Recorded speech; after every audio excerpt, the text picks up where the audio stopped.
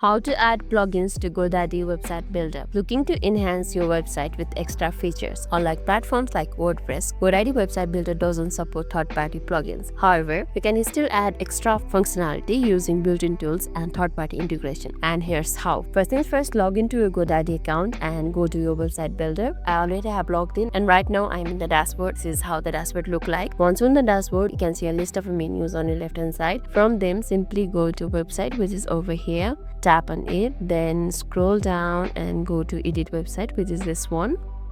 This will take you to the editor section, and now we are in the edit section. So this is how my homepage look like right now. Further features like contact forms, social media feeds, or the booking tools, you have to simply tap on this plus button over here, which help us to add a section. Tap on it.